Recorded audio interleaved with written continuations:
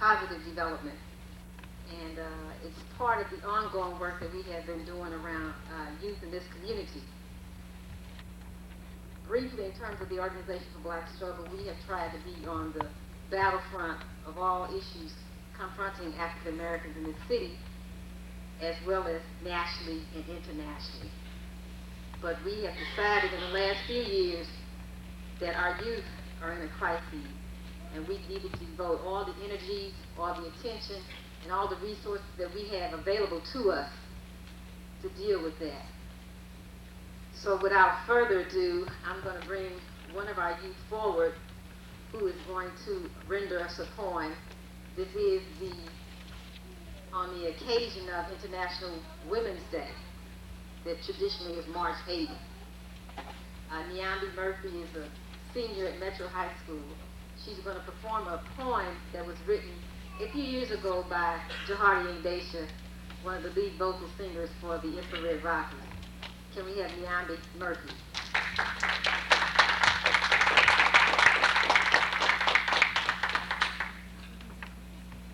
I, black woman. I, black woman. Sister, mother, wife, lover. I am every black woman from Timbuktu to Tupelo. I am Candace, black queen. I am a Sata Shakur revolutionary. I work from 8 to 5, 7 to 11, 11 to 7, and 3 to 11. In factories, in offices, in schools, and hospitals. I work under and over racism, prejudice, male chauvinism, and national chauvinism. I am the underpaid, overworked clerk, maid, cook, seamstress, laundress, streetwalker. I am Rosa Parks' tired feet. I am trapped in the project 7 miles to feed and no meat. I am pregnant at 14, overworked at 30, dead at 50, exploited at any age. I am the college grad, the dropout, the one who has learned to do nothing but pop. I marched with the king of Selma. I was in the open shootout with the pigs. I marched the UAW picket lines. I'm in Malcolm Bliss because America blew my mind. I'm she who doesn't like her African looks, though you won't find me in any history books. Though history was built upon my back, I am Harriet Tubman's great-great-great-granddaughter, and I still long to be free.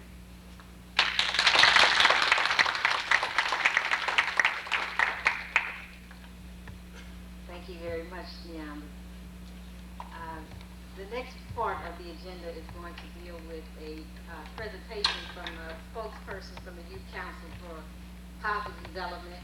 She is a junior at Central Visual and Performing Arts. She is the vice president of the Youth Council for Positive Development, and she's done a lot of positive things in the community. We're going to bring forth Azizi Lester, who's recuperating from the flu, so I hope the heat in here doesn't not only all of us pass out, but I know it's affecting her. So maybe I'll fan from behind here as she comes up. Azizi Lester.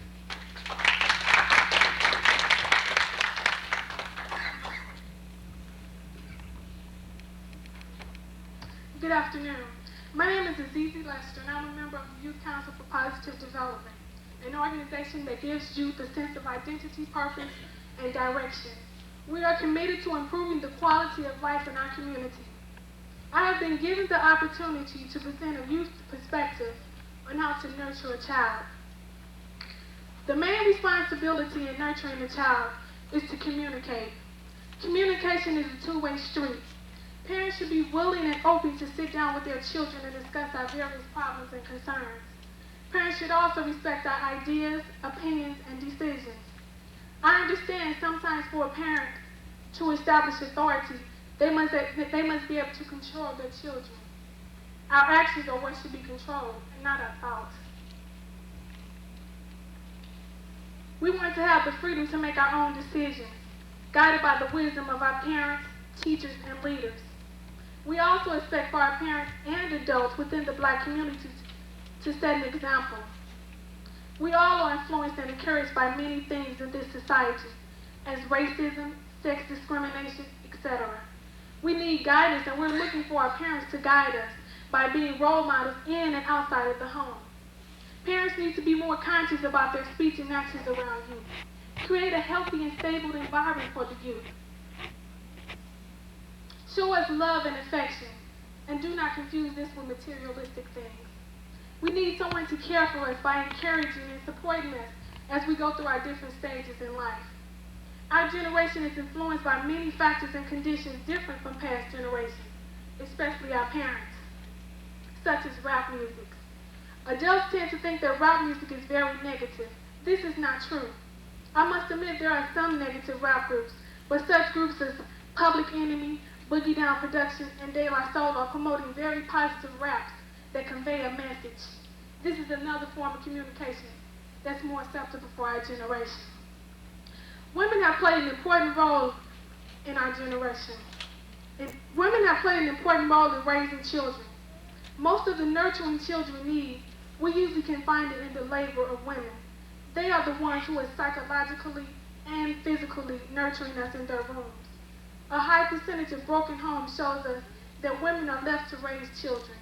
There isn't enough black men involved in the nurturing of children, nor the black liberation movement itself. Teach us positive values that will build our black pride. Give your children the freedom to be responsible. Let us be responsible enough to go on a date and enjoy ourselves. Instill trust within us. Comfort us, because there are many obstacles and distractions, such as daily drugs, a high rate of teenage pregnancy, and AIDS, that are causing many difficulties for its youth in the 90s. Some of us are ready for the challenges awaiting us as we go into the 21st century. And we're going to need all the support we can get. Thank you.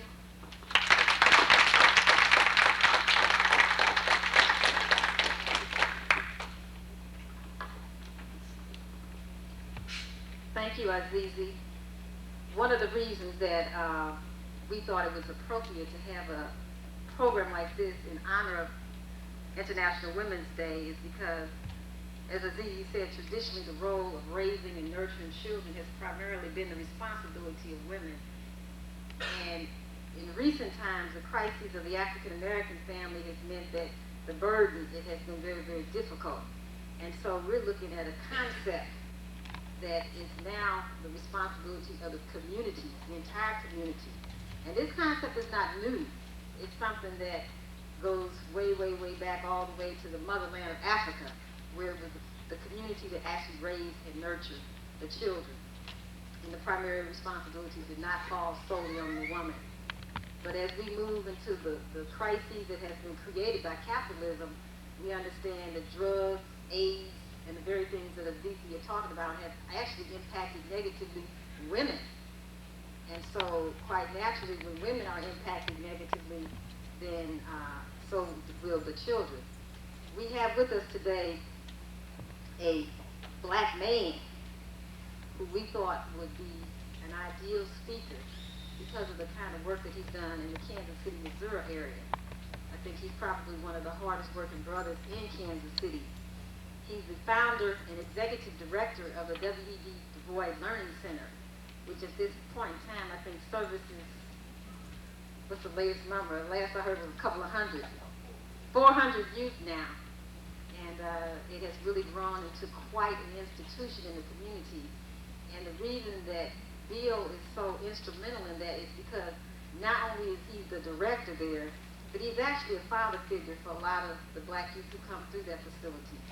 And so he has had a role that actually goes beyond that, but it's one that he has taken up with a great deal of pride and patience and understanding. I'm going to let Bill talk a little bit about the Learning Center and what it does, but he's also going to talk about some of the alternatives that have been used in educational process, and that goes beyond the schools, also in the home and the community. And some of the questions after you finish your comments can be directed to both him and Azizi, because this is a collective community discussion, and we want to hear all views, and we want to hear the kind of discussion that's going to net us results. And so without further ado, I'll bring Bill Grace.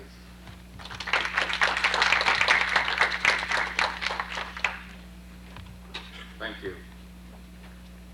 I would like to say it is a pleasure and honor for me to be here in St. Louis to talk with you share a few ideas with you with reference to some of my experiences as it relates to dealing with African American youth in the community, specifically in Kansas City and some other youth around the country.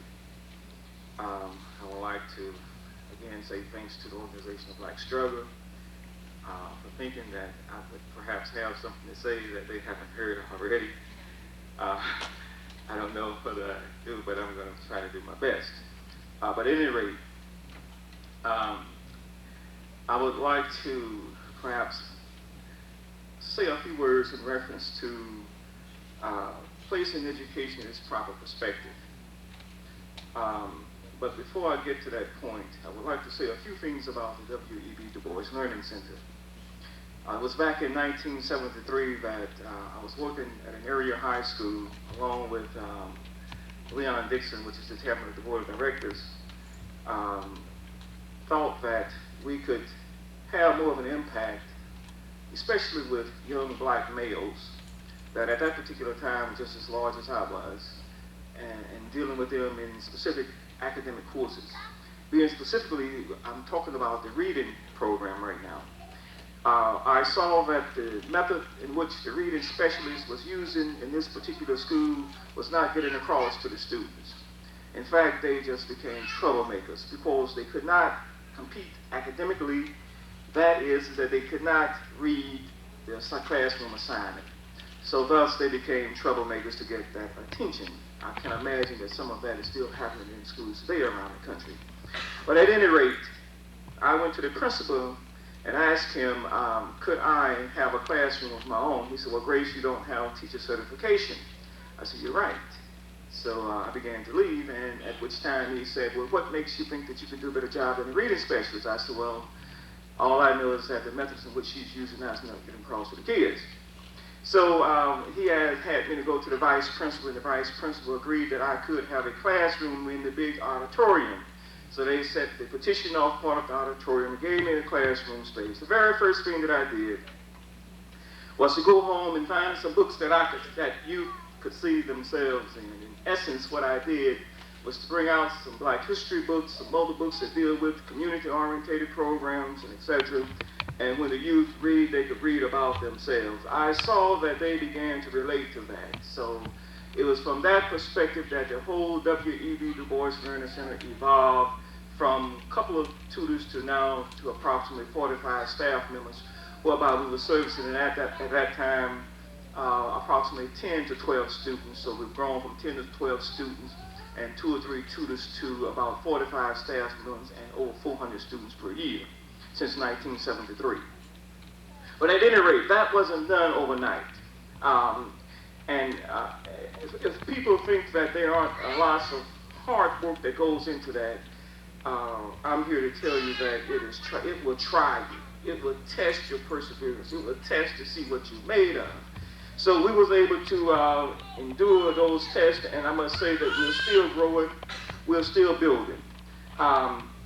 One of the things that we said that we wasn't going to complain against what the school system wasn't doing. That is that most of us sitting in this room right now are teachers in one way or another.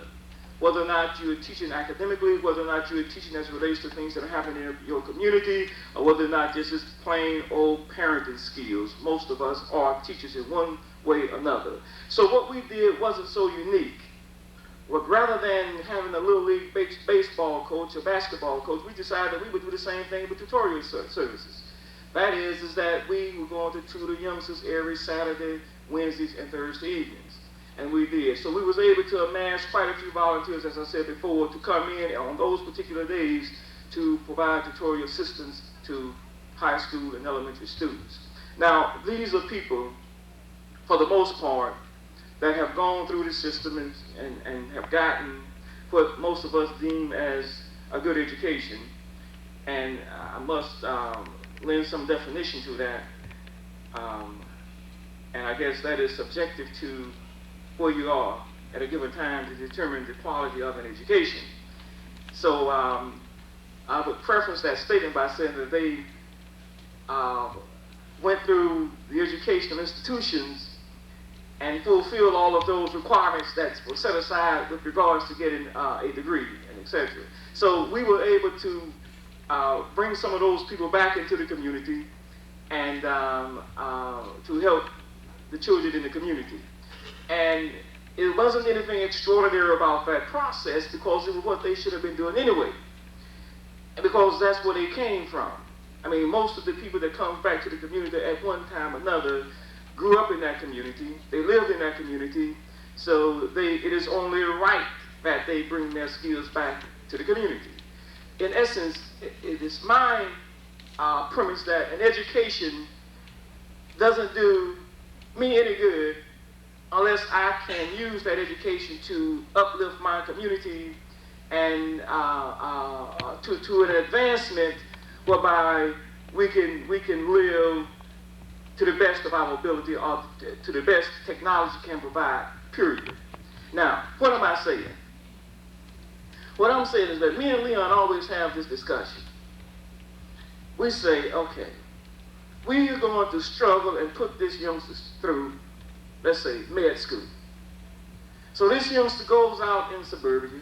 He begins to make $100,000 a year righteously. He is saving lives. Fine. Have no argument against that whatsoever. But how is it then that he or she forgets the community from whence they came? Now that's where I have the real problem. In essence, what we're saying is that it is no different than any other ethnic group to go out. If we don't deal with those among us, and I'm saying the African American people that have not came to the point of a realization that they must, it is incumbent upon them to bring their skills and their money back to our community. Otherwise, we don't have any conversation. A case in point, there's a particular doctor, and I have to deal with some particulars. There's a doctor in Kansas City, Missouri, a doctor that I used to work for. I used to do his printing. I'm a printer. I walked in this doctor's office. Now, let me say something. I need to say this. My statement transcends all racism. I'm not a racist. I want to get that straight, first of all. But I went in this doctor's office, and this doctor does not employ anyone that looks like him. All right. Now, let's back up just a little bit. What I'm saying is that I know for a fact that it was possible for this doctor to find medical technologists, whomever that had the skills to work in his office, right? Not only did he not hire any African American youth or adults, this doctor lives out in one of the most elaborate neighborhoods in Kansas City. It's not in Kansas City, it's Kansas City, Kansas. Now, I brought that up for a specific purpose. When I say put an education in its proper perspective, I mean just that. What I'm saying is that Stokely Carmichael, Kwame Ture said a long time ago, is that education is supposed to teach you how to live in your community and how to develop and advance your community. If it does not do that, then, as Carter G. Woodson said, that we were miseducated. So I think once we go through these processes, that we need to learn some definition as to what we're talking about. And see, my thing is that when we bring youngsters up to the Du Bois Learning Center, we tell them, say, listen, what is it that you want to do? They say, get a job. Well, fine, we have no problem with you going out getting a job. But think beyond the process sometime of getting a job. Why don't you ever think of being the one to give the jobs? Is it that we only want to go to school and go to college to come out and get a job and make $50,000 a year? Well, see, that's fine. I have no problem with that. If you are doing it for the advancement of a particular people that are undeveloped, and then specifically, I'm talking about either Africans on the African continent or throughout the diaspora or here in America. That, again, that has nothing to do with any type of racist statement. What I'm saying is that we must begin to define what needs to be done in our communities and train our youth to be part and parcel of that process. That's all I'm saying. Otherwise, it doesn't matter to me. It doesn't matter to me how many individual millionaires we can produce as relates to African American people. I really need to say that because I'm talking about that a lot, and I think that I want to explain that just once more time, and I don't want to be redundant. It is that we want those skills coming back to our community. We want the monetary resource to come back into our community as best as possible. Kalimo and I was talking before we came over here. Here's a group that is putting out all kind of cultural facts. I mean, the music. It's in the music. Culture is in their music. So they need some, I call, very few dollars to put out an album. The business community in Kansas City, the business community in St. Louis, the business community in New York City does not see the necessity of garnishing their financial support behind this group to get them to produce the album so that our youngsters can listen to some other music besides lots of foolishness. And I'm not saying that's all they're listening to. In essence, what I'm saying is that we do not, a lot of us still haven't came to the realization what time it is. This is not an individualist struggle. I mean, I told a person, they looked at me like I was crazy. I said, I could never become a millionaire. I mean, let me back up. I said that I would never have $1 million, not for Bill Gates. First of all, I don't know what I would spend $1 million on, unless I'm creating some institutions in a community. I can only go to Bahamas 3 or 4 times a year. So what am I going to do with $1 million? I mean, on the real side, what am I going to do with $1 million other than buying everybody in my family another home and buying some more clothes and another car or making an investment? Now, no, I'm not foolish either. What I am trying to say is that I personally have some problems with looking forward toward a retirement right now. So I'm not looking at any investment unless it's an investment that is going to help uplift our community. And that's what I'm saying. I'm getting back to my subject as it relates to putting education into its proper perspective. And I think that is very critical. I was listening to a tape last night by Dr. Amos Wilson. And he was talking about the psychology of the black child. He said that when you look around at a black child, it's not that you're looking just at another child. He said that there's a lineage, a family lineage that goes deep down within the souls of black folks, as Jamala said, that goes back millions of years. So if we're talking about other ethnic groups that have not studied the psychology or the behavior patterns of these youngsters sitting out here, then you're not going to be able to deal with them. I'll say that again. During my 16 years working with the Learning Center, I found some very unique happenings as it relates to young black youth. Is that they respond in a different way. See, we don't have what we call a discipline problem within the confines of the W.E.B. Du Bois Learning Center. And it's not attributed to just because there are 75% black males. You know, I mean, there are many women that are able to raise young black boys. And I specify young black boys because it is as a given time that young black boys only permit their mothers to discipline them physically out of respect. It's not that it's because of their most strenuous, because this young man parent, he can always subdue his mom. It is out of respect that he let them discipline him physically anymore. So what I'm saying is that the uniqueness of the black child, what are we talking about? We are talking about African American youth in this country need to find the missing link. Where is that missing link? The missing link is those years that they do not know about, one, predating slavery and the slavery itself. Very important. Because I'm under the assumption that if our youth knew who they were and who their forefathers and ancestors were, there wouldn't be any drug problem. There wouldn't be any so-called black on black crime. All of that would be eliminated. I was, reading a book by Jake Beeson, Why We Lose. And he said that family members do not kill each other off. That is that tigers would not kill another tiger. A jaguar would not kill another jaguar. And he answered the question. He said, why? He said, because the jaguar knows his family. He knows that that's his brother.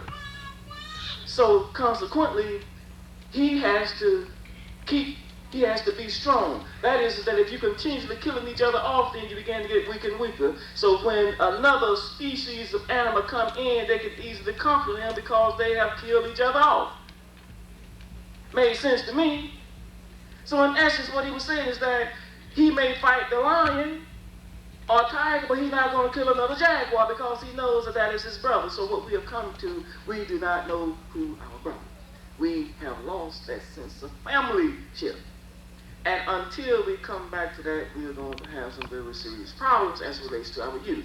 In fact, I told a gentleman once, and Jamal, I'm going to go back to this. I told a gentleman once that I said, look, I said, you can leave your window down in your car in front of my house all night and have some of your most valuable possessions in it.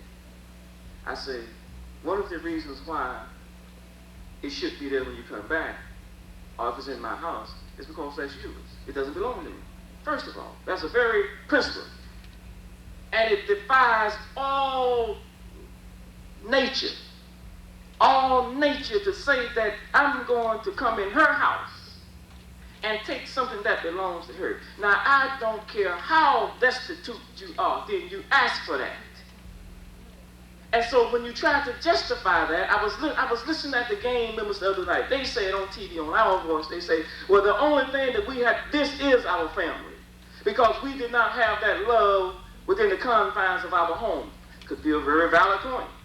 Have no problem with that. What did Jamala say? Jamala said that it is a neighborhood raises the youngsters. So when they tried to justify killing this one woman's twin, one of her twins, they said that, well, this guy did not see anyone he was killing. He was merely following some instructions.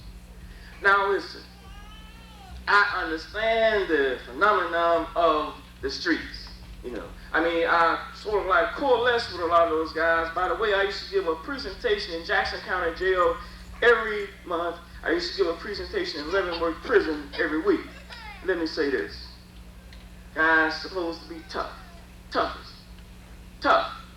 But see, when you get back there, unless you're doing some real organizing, like some brothers like Jonathan Jackson in prison, then you're vulnerable to a system that either you begin to play around with the black liberation movement inside the jails to get with those that you know mean business, and this is what I saw, or you begin to get into another scene and dealing with the whole drug culture, as what they're trying to do now to Geronimo Pratt out there in California. They are sending youngsters like you in on Geronimo Pratt to tempt him to deal with some violent act against you so they continuously justify holding. That's how screwed the system is, you see. So in essence, what I'm trying to say is that, look, the W.E.B. Du Bois Learning Center is just one iota of what needs to be dealt with. We got some situations in our communities around the country that merits that these youngsters and adults be at that level best at all times.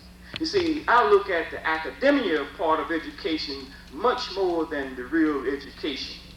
It is what is not being taught in the schools what counts. See, a lot of things that they're teaching in school is fine.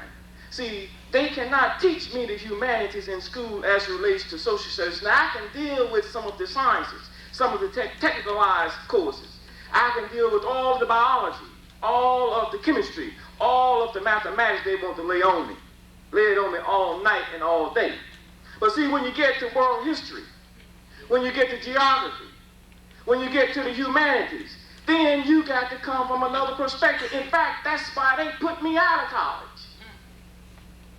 It wasn't because I didn't have the intellect to go through and get a degree. I said that I'm not going to sit here and let you tell me that art did not start in Africa. When this teacher told me that art started in Greece, I said, can I correct you, please? And she looked at me and said, look, don't you never disrupt my class. I said, I did not disrupt your class. I really want to lend some clarity to what you were saying. Now, she's going to have a whole classroom, people coming out of there thinking that art form started in Greece. See, what I'm saying is that we need to begin to put this stuff into its proper perspective. Another case in point. See, what is happening with our children, they don't really know what's going down. So what we got to begin doing is let them know that the Panama was 90% black. And that the bombs fell in the black community. And that this country installed their man in government down there.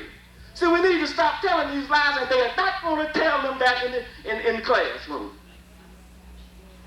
Now, consequently, what does that do? When our children come out of school, they think that they belong.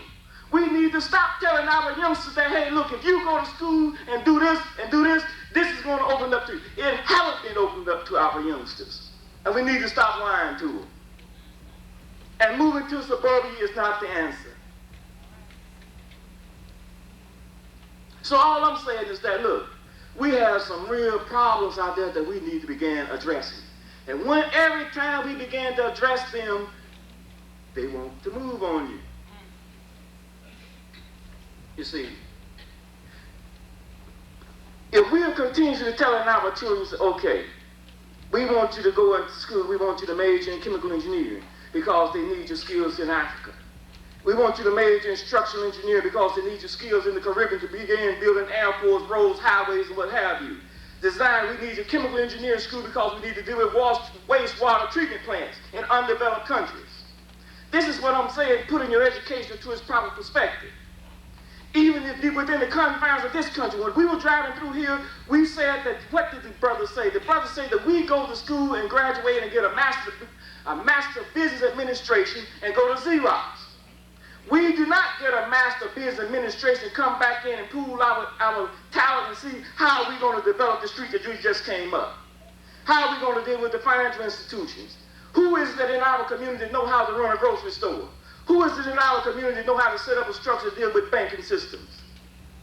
I mean, if our education only serves to perpetuate the system, then listen. The only thing that I'm saying is that I can elect to do that at any given time. Any one of you students out there can elect to do that at any given time.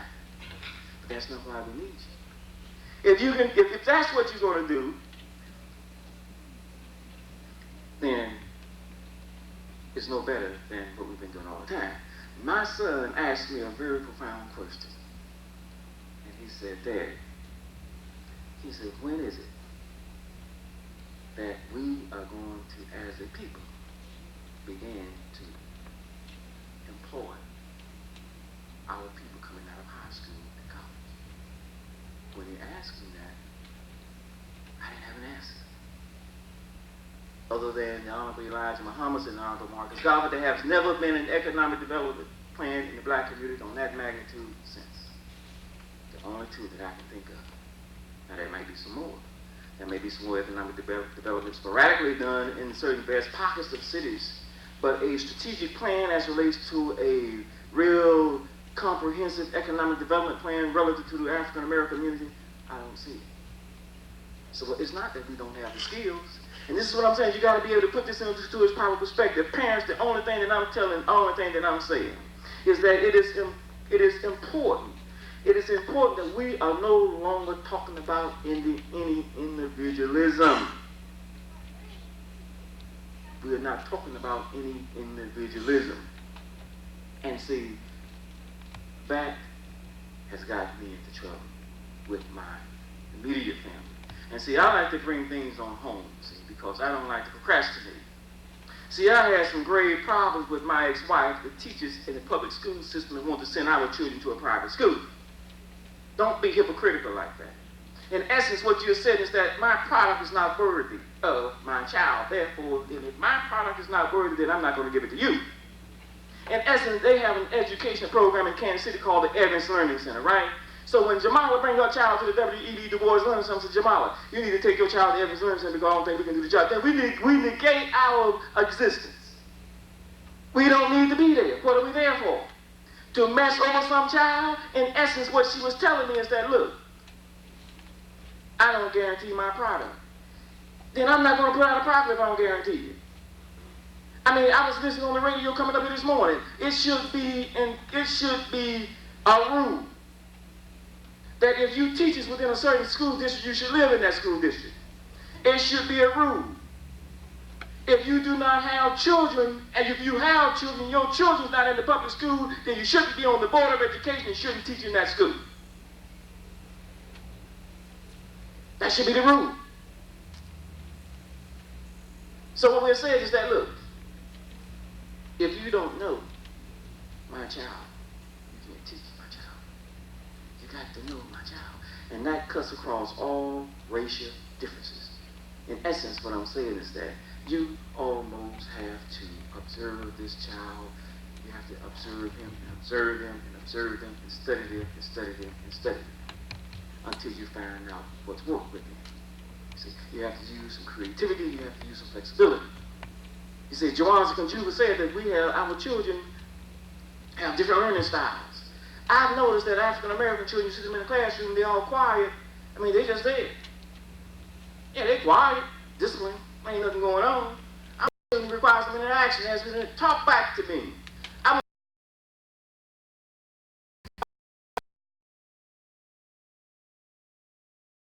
You know what I'm saying? Now we can create a dialogue. He can say, what do you mean? I'm going to say, look, when I was in Kansas City, they tell me that the demarcation line was 27th Street. That meant that African Americans couldn't go beyond 27th Street. Now, what do you think about that now? Can you parallel that to South Africa? Talk back to me. I mean, give me some interaction, give me some feedback. Let me know that you understand what I'm saying.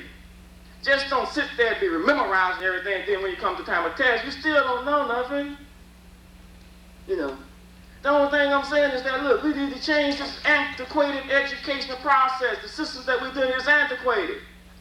I mean, look, they have kids coming over here from Africa, from the Caribbean, from Korea, from the Philippines, doing algebra in the fifth grade. There's nothing extraordinary about that. We have children right at the W.E.B. Du Bois Learning Center doing algebra in the fifth grade. If you expect a child to do algebra in the fifth grade, that's when they would do it. If you expect a child to know the multiplication tables in the second grade, that's when they're going to know them. Simple as that. They're not dictating the policy. It's the adults that telling them that you can't go to school if your birthday is in October and you're 6 years old in October, then you got to wait until you're 7 years old. What kind of system is that? That's madness. They tell me that a child most productive and most intellectually years is when he's 2 years old. 2 years old.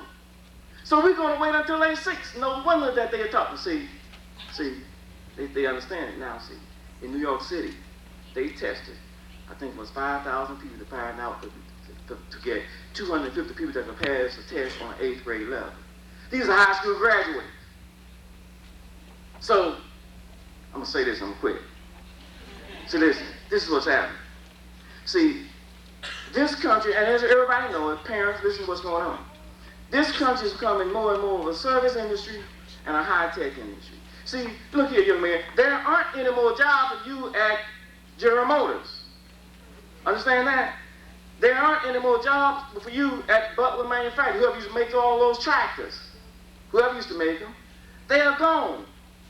So unless you major in something that's going to deal with some very high technology, right now in Kansas City, Missouri, they are busing black kids out in suburbia to work at McDonald's and Burger King. White children say, look, I don't have time for that foolishness no more. I mean, look, we need to be for real. I mean, we need to begin talking about preparing our children for the high technology as it relates to the 20th century. White children talk about living in space now. I mean, as the guy said, hey, now, I'm not that I want to go in space because there's a whole lot that needs to be done right here, especially in Kansas City. I don't even know nothing about in space, but I know everything that's going on right here in this country. I mean, in this city, you know what I'm saying? So I'm not even upset about that. I mean, for those people that are out there that far intellectually, then that's fine. I don't have any problem with that whatsoever. They will go out there and do what they got to do. But what I'm saying is that we need to begin letting our children know what are those critical skills that they really need? You know, that is very important. That is right now, the infrared rockets, if they were one of the up and coming band, I mean, if they hadn't received the notoriety as Public Enemy or what have you, then they're gonna need a road crew to go along with them, young lady, to set up the PA system. I mean, you see these guys that set up all this stuff, those lighting systems and all that stuff, those guys make $17 an hour. You don't see many blacks in there doing that. Why not? Only thing I'm saying is that you got to deal with some skills. You got to deal with some very critical skills. You see. So in essence, I go to school and I see young boys and girls dodging the shop, dodging the print shop, dodging the electronic shop, dodging this. That's what the jobs are. Be very creative. A cabinet maker. Make this thing right here. I'm going to buy it, put it in my office. But y'all go in there and shoot the breeze. I'm not saying y'all, but most of the students go in there and shoot the breeze. That's playtime, right? Print shop. I'm a printer. I ain't going to never be unemployed. Never. I got a skill. I use my hands. People print everything that you read is printed. And what I found out is that they use it up, they got to come back to you and buy some more. Some will keep a job. But anyway, look, we need to begin to train our students those skills like that. You see, when you go in your print shop in school, hey, you learn that stuff. You see what I'm saying? See, don't play with that. That is very important. But listen. One thing that I didn't touch on, I really want to deal with that, Jamal. I know you told me I had 15 minutes. Is that the missing link? The missing link. Listen, y'all need to deal with that, youngsters and wizards of those. We really need. And see, when I dealt with that, consciously, when I came to the realization of who I was and who we were as a people, then I didn't have any problem with any other ethnic group that was out there. Had none. I mean, as Martin Luther King said, now I deal with you on your character, not on the color of your skin. But see, what I have a problem with is that when someone else want to deal with me on the color of my skin, that's when we really have some serious problems. I mean, I don't care what color you are. If you want to deal with me, then deal with me on the character. What is it that we can deal with? How can we shop talk, as Malcolm said? Case in point, I'm definitely saying this. In Kansas City, they have what they call the harmony in a world of difference.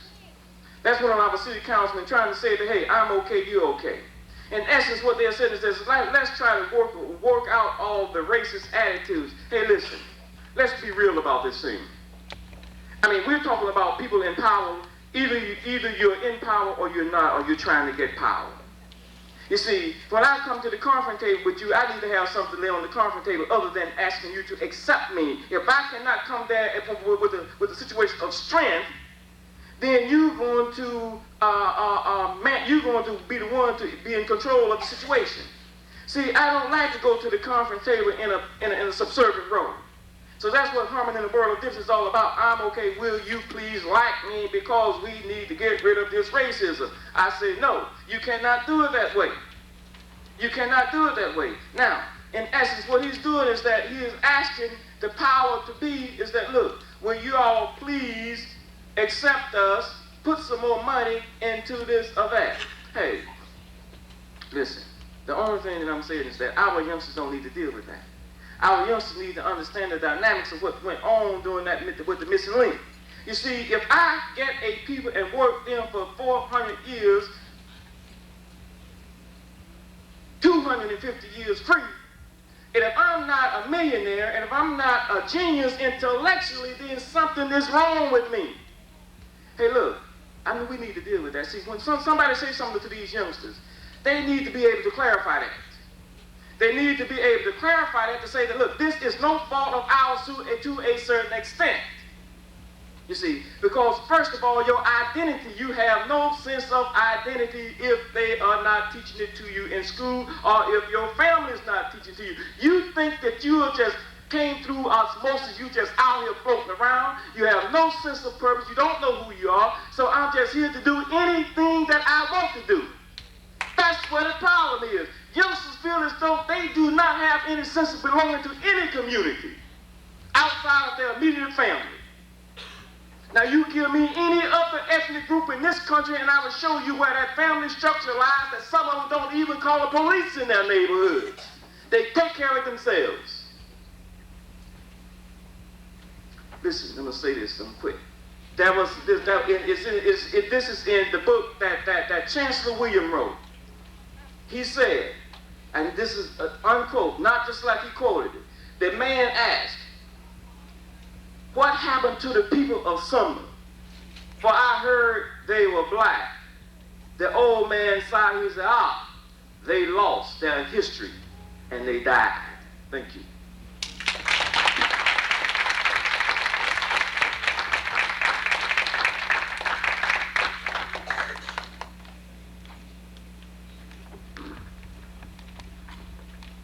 actually, Bill had a half hour, so I wasn't worried at all that you were over time.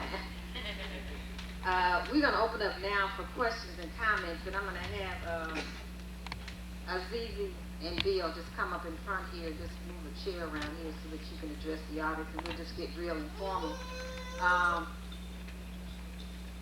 One of the things that Bill mentioned in his presentation was the what's going on in the school system. And for those of us who work in the school system, we understand that there's a lot of contradictions there, and that even for those of us who are trying to do something positive, that we need a lot of support from the community. Can you put them down here? But one of the things that has helped giving us a perspective in OBS and working with the youth is that they come from all over. They're in magnet schools, they're in regular segregated schools, they're in the county schools. So we get a flavor of what is going on in the metropolitan area in terms of what the educational system is like. And for the most part, it's failing them. It's failing them. And in their quest for truth, for enlightenment based on the foundation that was laid from their parents and the community, a lot of them are catching hell. I mean, the same kind of thing that Bill pointed to when he tried to correct the teacher around where art came from. Some of them are having the same kinds of experiences inside the school, the classroom. Their grades are suffering as a result of that. And it's a very frustrating thing, so maybe we can kind of touch on that. But right now I'm just going to open up for questions and comments to be directed to both of our speakers today.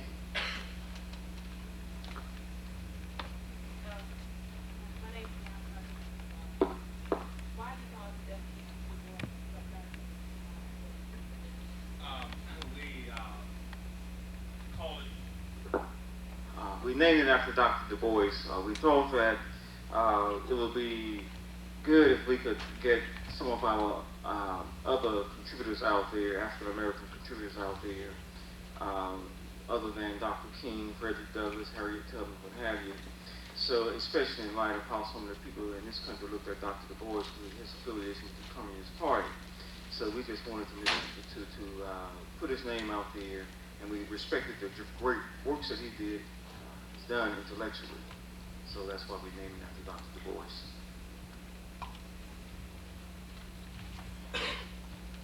My name is Lance Lawrence. I came to Chicago. I have a question. And, you know, I understand about what you're saying about how that we are not taught everything that's supposed to be taught. But if you have certain administration that does not want to be certain things to be taught, so how are we supposed to want to take schools such as, you know, building, engineering and all that? How are we supposed to do that? All of those courses are taught in school. I mean, okay, what I'm talking about is it deals with the basic fundamentals of mathematics. Okay? And I didn't touch on that, Jamal. Just take 1 minute to deal with that. It starts when you're around, I would say, at least 4th or 5th grade. And it's not at your age, it's not too late. But what I'm saying is that's just like a building block. See, no one told me this when I was in school. If they told me some of this young lady's age right now, and that I have the potential to becoming anything I want to become relative to acquiring those skills, right? So now they're going to have to deal with a sequence with me. In essence, what I'm talking about, what is the sequence? What is the building block? First of all, you got to go through a sequence to get to that point. They teach mathematics in all the schools. They teach biology, science, chemistry, what have you in the schools, right? So if you get everything that the teacher put out there in front of you, then it's not your fault. If you make an A on everything that she gives you, then it's not your fault if they didn't adequately prepare you for it, or if the courses they did teach you from outdated textbooks. What I'm saying is that if you go to your school and take the quality courses, then it will prepare you to go on to college. In essence, what I'm saying is that don't waste your time. I had one student taking 2 hours of homemaking. ROTC, gym, band. No math, no science, no social studies, just did it, right? So what I'm saying is that, look, in all schools they had a basic courses, like math, science, all right? Those are the 2 key ingredients, right? You can deal with the humanities. Social studies, say, man, I'll give you all the books you want on social studies. No, I didn't mean exactly like, you know, they don't teach you math and science. There's more to the field of engineering, math. You have to Oh yeah, okay. They don't teach you that. Oh, okay. I get this. I get the drift. Right. In essence, you're saying is that how do you know what to get into? What do you know with your course? Right. That is a problem. Parents, you hear what he just asked? Neither was I. I was never given the opportunity to use my maximum potential as it relates to my intellect. And look, that's a very good question. I'm glad you raised that question. See, we need to deal with the counselors. See, the counselors are too busy counting conference cards instead of counseling these youngsters on the various career fields that are open to them and what the most lucrative positions of whatever they're going to do in life. What is it that you need to be taken that will enable you to become an electrician? What is it that courses that you need to take in school that will enable you to go to be a teacher, a doctor, a lawyer? And this is not what's being taught to the children. See, that's one of the things what I'm talking about. Let's put this thing into its proper perspective. So what you need to do is go to your counselor. And maybe it's not the counselor. Maybe another teacher that you feel, a man teacher, someone that you feel has some things on the bone, and ask him. Well, see, that's one of the advantages we have at the Learning Center. Right at the Learning Center, we have tutors that are engineers, that are master's degree business administration, electrician, plumbers, a person that's there with the Kansas City Star as an editor that teaches, a nurse that teaches, we have a dentist that teaches there.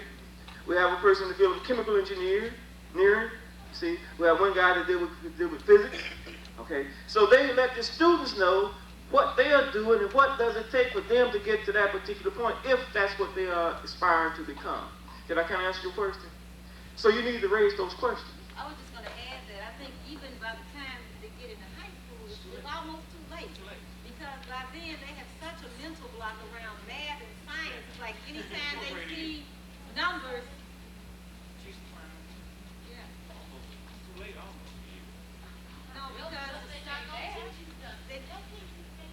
Yeah, by then you're so turned off, like any of it, especially math and science, because like you said, by the time most of these kids get in high school, they want to take these easy courses. No, but you look at a chemistry class all across the city, you look who's there. They've had to cut down on chemistry and physics class because it's just nobody takes it. But then these people that want to go to college, they realize that's a requirement. Then it's too late. They don't even have the necessary skills to deal with the chemistry. So it's too late. So it really does have to start like second, third, and fourth grade.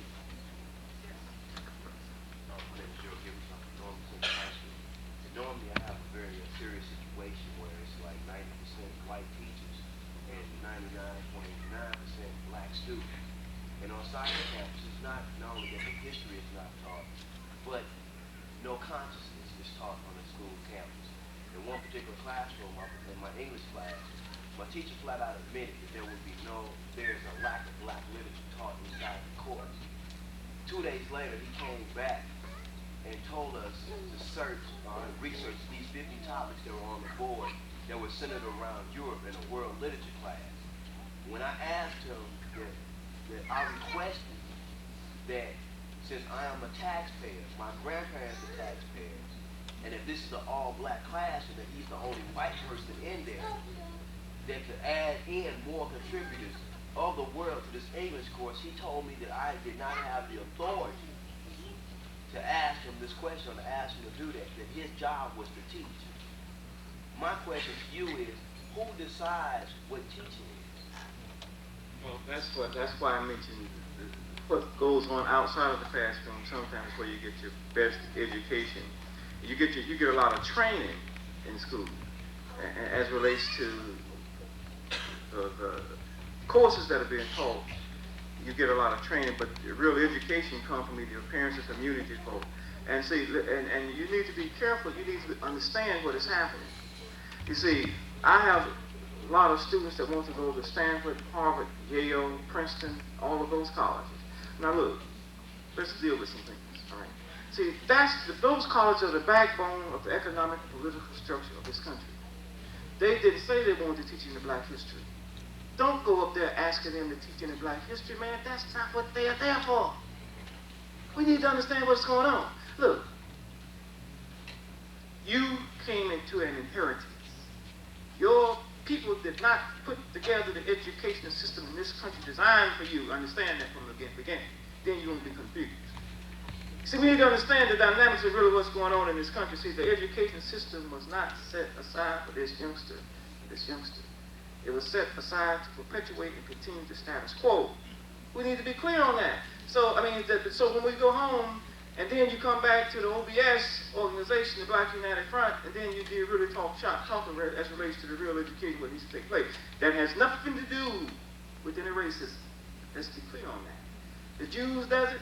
They go to the synagogue. The Italians, every ethnic group does it. They come, they go to school, they get the training, and they come back to the real community and get the real education. So listen, all the thing I'm telling you is that in my school, you may have advanced me further relative to the consciousness, me knowing, and you reserve the right to have that in the textbook because your parents are paying tax dollars. But that means they're going to have to rewrite the history books. That's money, right? So look at the dilemma. I mean, and those books that are already out there, you have a problem, you have a struggle trying to get those in the schools. I mean, I could bring books on top of books, Jamal and those books on top of books that could be introduced to the school system to teach social studies or world history from. You know, Chancellor Williams' book is one good one, but you think they're going to put it in the school system? So if you understand what's going on, you know, and just be conscious, it's from a Eurocentric standpoint. It is not from an Afrocentric standpoint. And for them to begin to now rectify all the wrongs, then it would call for massive dollars that has to be spent. The same thing applies to the testing system, you know. And I just want to touch on that because that's something I didn't touch on. Just take 1 minute, and I just don't really want to do this. Is that I was in a conference with Dr. Asa Hilliard in Chicago, Illinois. I don't know whether you were there or not. Anyway, Dr. Asa Hilliard said, look, let me tell you what's happening in reference to the education mentally retarded and learning disability students. He said that some time ago, because the first, second, and third grade students refused or did not get what they supposed to have gotten academically during those formative years, then the teacher didn't have time to go back and deal with that, so they said, now this child is educationally mentally retarded. Not that there was anything physically or mentally wrong with this child. The child was never diagnosed by a professional physician from the very beginning. They were only going on some people that did not know what they was talking about just because the child had gotten behind academically. Had nothing whatsoever to do with the child's intellect or his noticeable physical defects. Okay, just because the child was behind. And that is so prevalent right now that when the children come to the W.E.B. Du Bois Learning and say that, Mr. Graves, I'm sorry, but I have a learning disability, but don't even tell me that. Can you ride a bike? Yeah. Can you sing? Yeah. Can you do this? Yeah. But don't tell me you have a learning disability. So Dr. Hilliard said that this is what happened.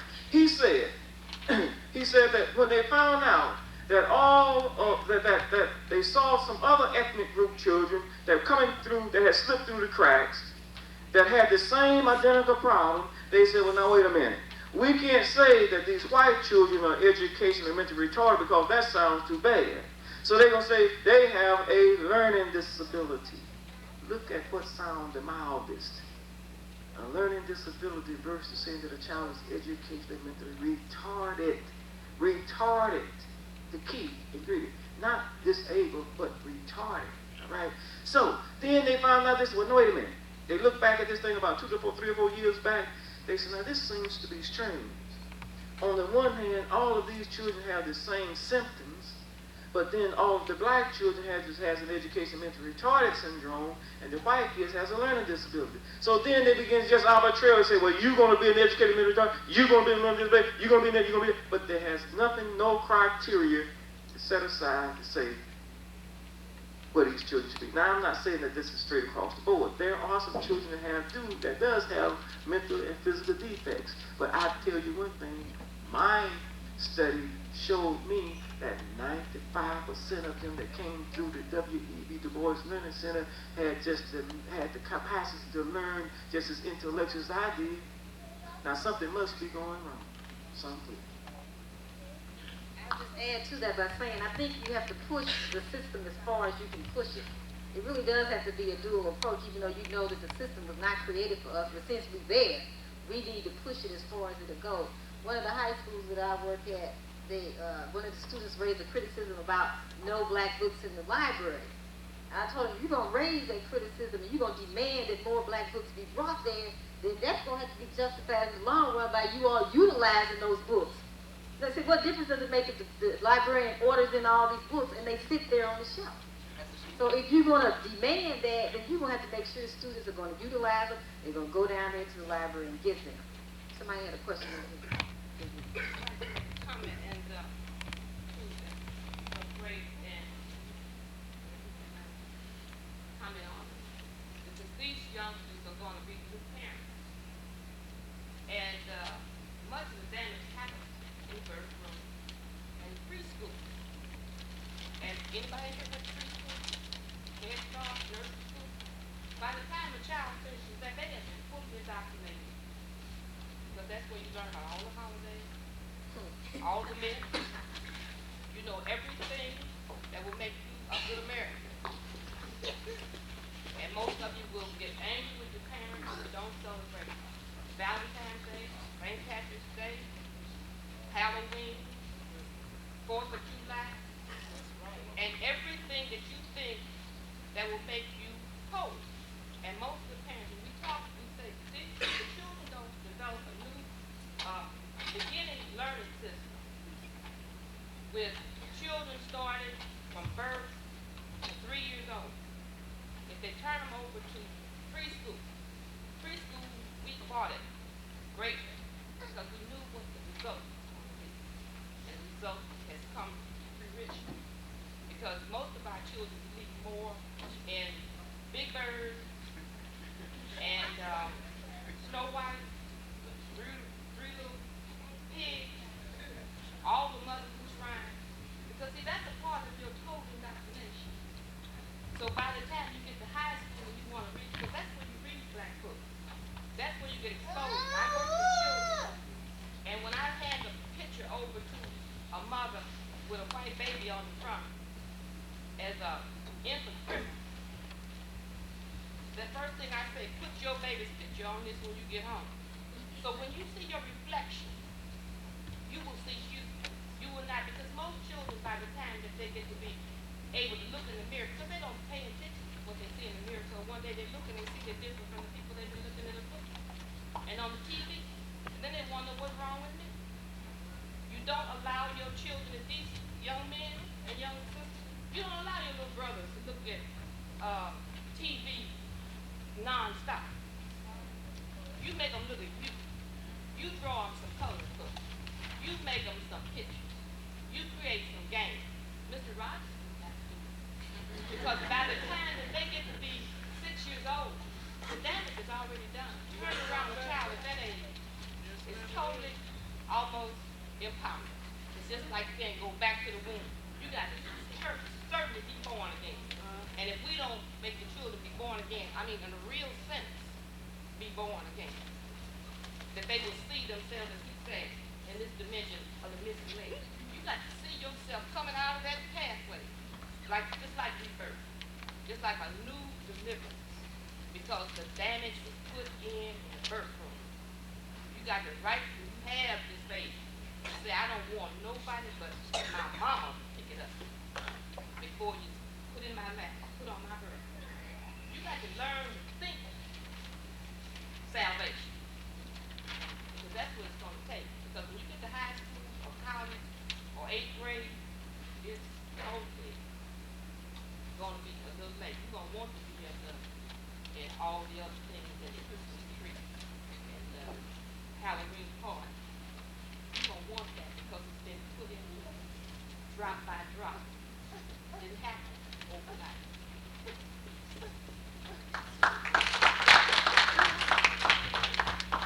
Okay, I would like to comment. I agree with what this lady is saying over here, that by the time we do start in preschool, the damage is already done. So by the time we get to high school, it's like we're working on it. We're programmed to learn so much. And I would like to ask if any adults out here, or maybe even Bill Grace can respond to this. It's like when we get in high school, we're giving tests, like in any subject class and stuff like that. And we learn the information to pass those tests, but we really don't begin to relate that to real life. And I want to know whether is that a fault of ours, or a fault of the teacher, or the fault of, I don't understand. Is there a fault of the youth growing up today, because like in world history or in any kind of history that we learn, I'm just not realizing to relate this to history in general, and some kind of way it kind of do make some kind of sense, and it connects with history period. And I wanted to know, was that a fault of the youth for not being able to link these two different things together? I'd like to answer. I've been fortunate to be a teacher in the public school system, first in high school, and then recently I got thrown back, demoted, so they thought, back into middle school. But I found out it was actually a blessing in disguise, because I began to see our kids on a lower level as far as their age. We talk about 10, 11, 12-year-olds, right? 6, 7, and 8. And to directly answer these questions, they consciously make sure that you don't learn how to think. And the point I'm making, America is geared towards commercial and selling things. The object of a commercial is to make you think narrow. When you get through listening to a commercial, you're supposed to go buy some bull. No matter what, you're supposed to spend money on that. I go into a math class and I said, wait a minute, I'm supposed to be teaching people how to think. The word is diversion. In other words, look at all the different ways to solve this one thing. And next thing I know, I'm direct opposition to the way it's designed to be taught. They don't want you to learn how to think. To me, the most important thing to teach is how to think. Because if you can think and know how to get information on your own, you can learn anything. You can print your own books, you can read other books, you can talk to people that already know how to do it. The key to me is learning how to think. But their job in school, and as we go through as teachers, they want us to learn how to indoctrinate people in how to just think about what school, as far as the system is concerned. To answer some other questions about what can you do, I can tell you exactly what you can do. As parents and students, you go to these PTA meetings.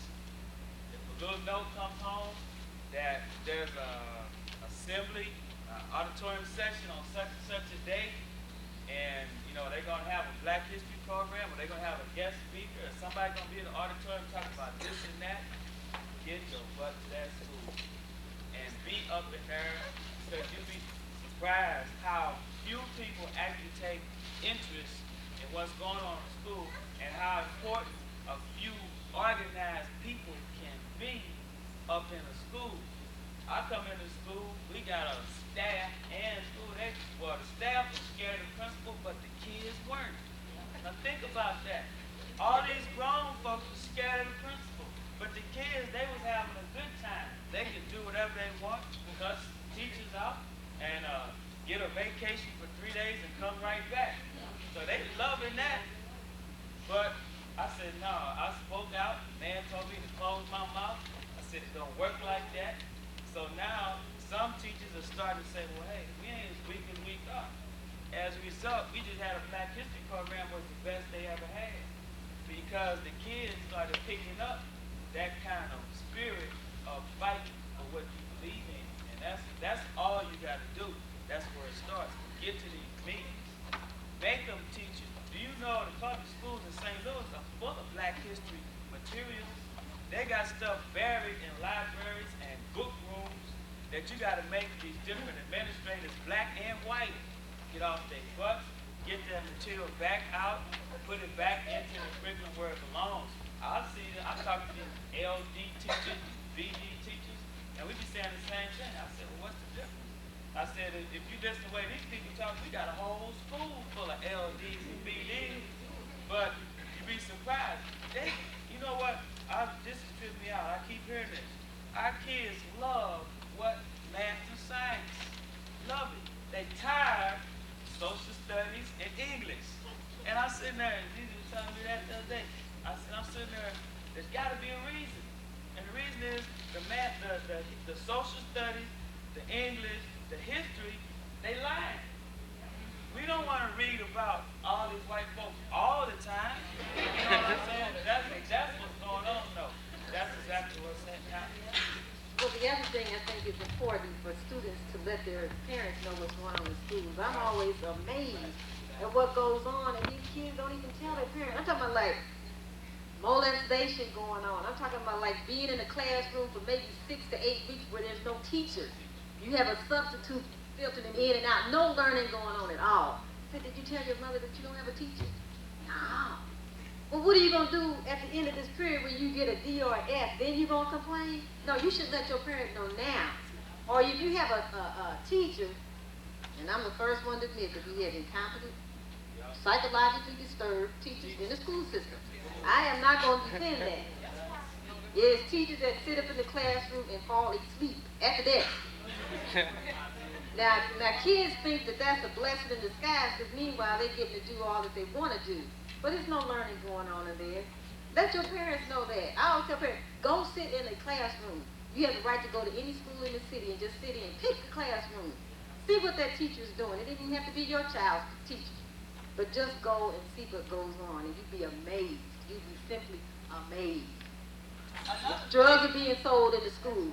You know, you can see it. It's open. You know. Another thing, Jamala, in answer to that, what you were asking, Azizi, you might want to do independent studies so you can go back and challenge what these teachers are saying. You know, because a lot of the things that they're teaching in the school is just hit and missing, especially in your history classes. If you know that information is erroneous, tell them that they're lying. You know, and give them reference material that they can use to go back and check on it for themselves. That's what you should do. What you're going to have to do is sad to say, the children are going to have to start teaching the teachers. Well, if that don't work, go get your mama or your dad.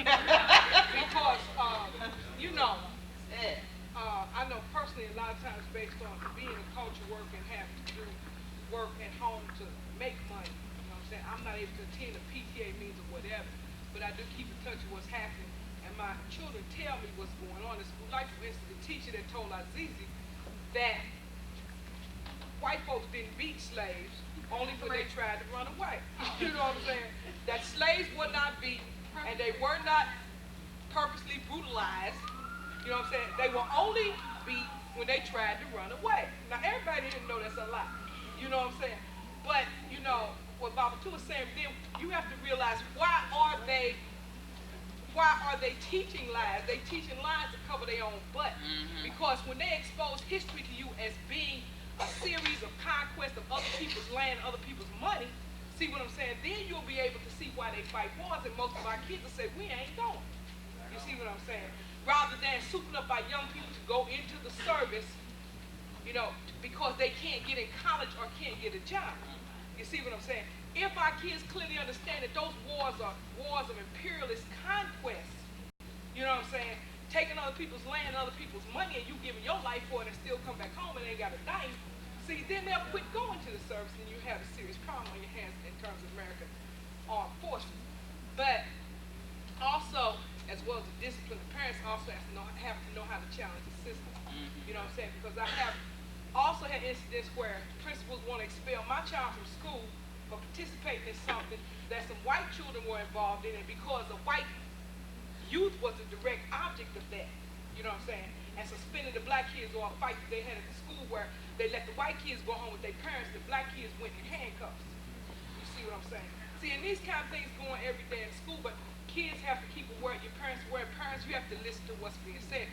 And when there's something wrong going down, you know, you got to jump on them. You know, now if your the child is wrong and needs discipline, you can't do nothing about that. You know what I'm saying? But go along with the program. If the discipline is fair, if the discipline is just, if it's not tempered by racism, you see what I'm saying, from the black teachers and the white teachers. Because some of them white teachers practice white racism harder than some of the black teachers practice racism harder than some of the white teachers. In other words, they're very willing to keep black youth out of school, you know, instead of seeing that they get education. You know, so the key to me is like communication. Go ahead and comment on one of the responsibilities we took in our school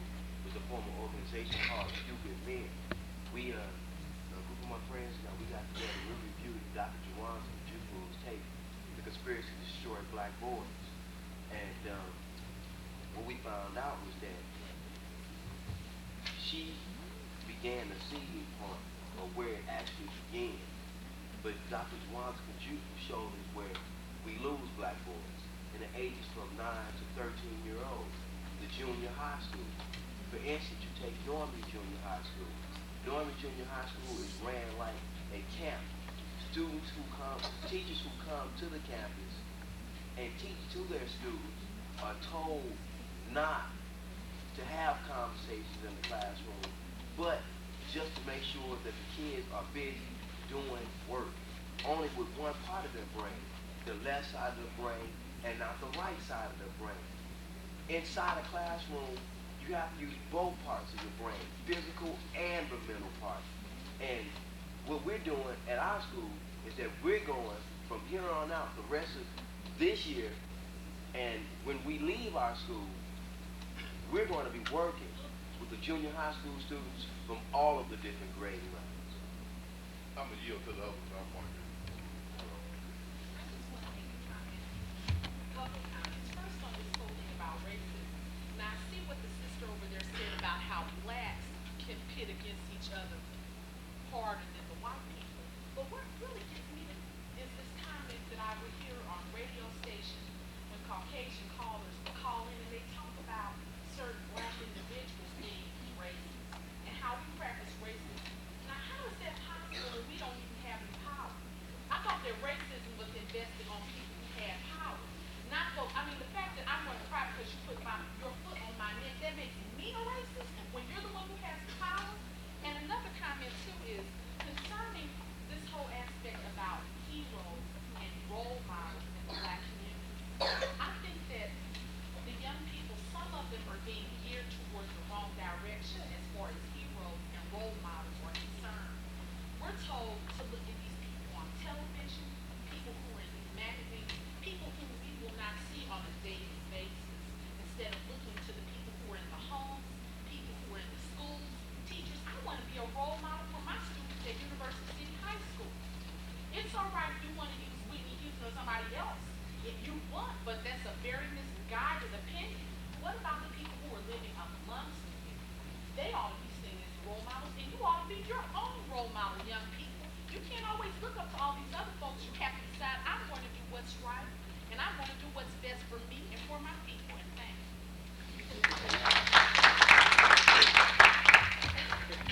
Can I comment on what you just said? Just 1 minute now. You're correct as it relates to the images in our community. And I guess you said it more plainer than I could say it. That's what I was talking about in reference to the individualism part of it. You see, I wouldn't want my son to have some image of a person carrying an attaché case to work every day and coming home and that's all he does. I have some real problems with that. I mean, the reason why I have problems with that, to me, he have arrived as it relates to what? Becoming part of a system. I mean, we need to differentiate between what's really going on that needs to be going on in our situation. See, we cannot assume at this point in history, this is the key. I believe, in this point in history, we have individuals that have so-called arrived. But as a group, a mass, we are not. And until that begins to happen in our respective communities, then to me it's just, but see, that's what we've been acclimated to. That's not our fault either unless it's coming from the home, you see. Because if what you say, that is a dual system. In the absence of not being in control over those processes, then we become vulnerable to whatever they say is, if you don't have any power to be. That's why we want them to redistrict the lines in Kansas City so we can have control of the school board. Go. You know, my name is Doctor, and I'm with the Organization for Black Struggle. Of course, the Organization for Black Struggle has historically been involved in the question of education. And I was quite pleased to hear, to be a part of pulling together this forum today so that we can discuss the question of education.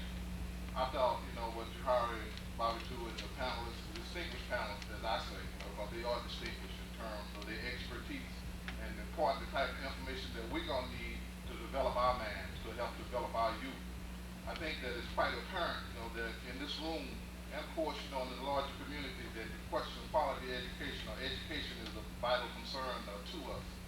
But I think that one of the primary things that we must do as adults, because we must accept that the responsibility is primarily on us to bring about the type of changes, to create the type of environment in the classroom where we send our students to on a daily basis.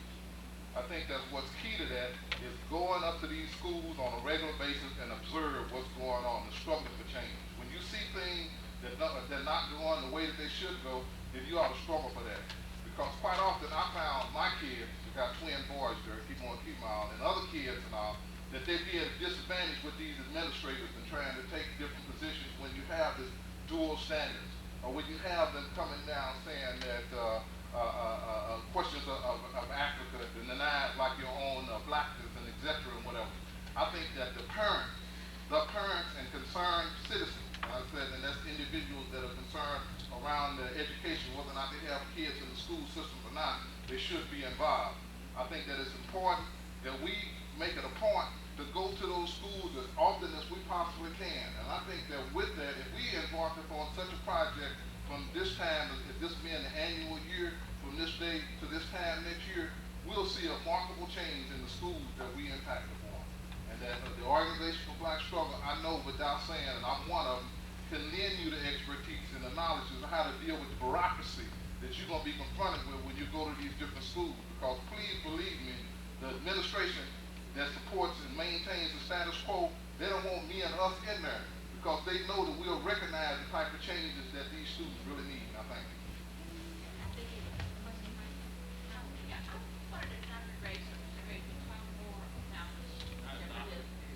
He's a doctor. We'll talk more about the structure of the Learning Center. You said your picture is a part-time operation. Yeah. Basically what we have, 3 disciplines or 3 subject areas that we tutor in. We have the math, the reading, and the science program. And it's structured from the 1st grade to all the way up through high school. That is that each room within itself teaches a certain course. We have a group of students that only deals with adding, subtraction, multiplication, division, fraction, decimals, percents, pre-algebra, algebra, and geometry, algebra 2, and pre-calculus. Now, all of those rooms are separate. We don't have any adding students in there with subtraction students. No multiplication student with division students. Everything is structured within itself, in a room within itself. Children are promoted from within. When a child masters our objectives in adding, he moves on to subtraction. Once he masters the objectives that has been set out in that particular class, he advances to the next class. And he is congratulated for his achievement. We let him know that you have come a milestone. This is a milestone for your achievement. We appreciate you putting so much work into this to get to the next level. So in essence, what I'm saying is that it's sort of like it's an academic reward system. See, they see a sense of movement, progression. You see, and another thing that we don't do, we do not give grades. You see, there aren't any grades that's given. See, what happens is that when you give a child a grade, now look, I'm not trying to tell you how to teach, okay? I'm just telling you what works for us. What happens is that a child came into my classroom from this public school one day. He said, Mr. Grace, will you help me to do these sentences? I said, sure. What's wrong? He said, well, I only got one of them right. I said, oh, okay. I said, do you know what to do? He said, well, she explained it, but I really didn't understand. I said, oh, okay. So it's probably not that you don't know what to do, you just don't know. I mean, not that you don't know how to do, you just don't know what to do. So I told him what to do. I said, now you take a seat and go over there and correct them all. This boy corrected every one of those sentences by himself. Now, what happened there? The teacher gave him an X by 19 and a check mark by 1. So he didn't know any more than he knew when he went into that classroom. She sent him back home. We don't do that. This is what we would do. If a child is having some difficulties in a mathematics problem, we would take him to the chalkboard and work with him until he knows it and works it and explains it to the rest of the class. So it's a structure that we know that once this boy goes home, he knows how to work this problem. No if, and, buts about it. So that's one of the structures, and that goes all the way up through high school. And each room, as I said, is separate, and the people, teachers that feel most comfortable. See, we don't have 3 certified teachers in our whole staff, our 45 staff members. We only have 3 certified teachers. And the only reason why we have 3 certified teachers, no bearing on the school system, all right, I know what y'all up against. I know the bureaucracy that y'all have to go through to really teach. It's because we use 1st grade teachers certified 2nd grade and some 3rd graders. That is to have some continuity with what they're getting into their respective schools. You see, we don't want to confuse it. You're teaching one way, then they come to us, we're teaching another way, especially during their formative years. So we wanted that continuity, consistency with what they're doing in their school. Did I answer your question? Yes, it's an after-school and weekend program. We do not give academic credits. Once they go to school, then they come back to us and give us some supplements through the community. We don't have any governmental funds. We don't have any. We get funds from foundation if there are no strings attached. See, we decided that we're going to take control over the plight of our children. See, this is all. See, and see, this takes away from no other program that's out there. The only thing that we said is that, look, this has been scientifically tried and it works. Otherwise, after 16 years, I wouldn't be in it. I don't work in programs that don't work.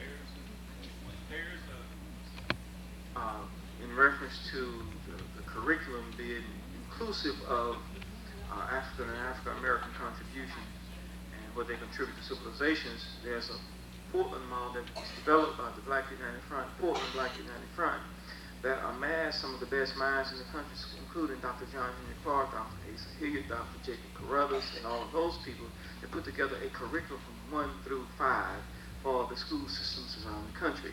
And in Kansas City, we were able to begin the implementation of that curriculum into the school system. We put it through a test on Black History Month. And I concur with you that it should be inclusive into the curriculum itself in all parts of the curriculum, from math all the way to art, music, sciences, what have you. And that the reason why we was able to get it into the school system in Kansas City is because no one else was going to do it. When we asked the president of the school board, why didn't they do that when they dealt with all the magnet school themes? Why didn't they have a theme to say Egypt classical studies instead of Greek classical studies? They said, we never thought about it. You get the point? They didn't think about it. So once someone had to impress upon them that it's needed, especially since the school system in Kansas City is 75% African American. I was wondering how is it like a sort of a graduation from the boys? I mean, once, for instance, if I'm in the 1st grade and I have a problem with math, and then I overcome that problem, they stay in this program until they out of high school they can.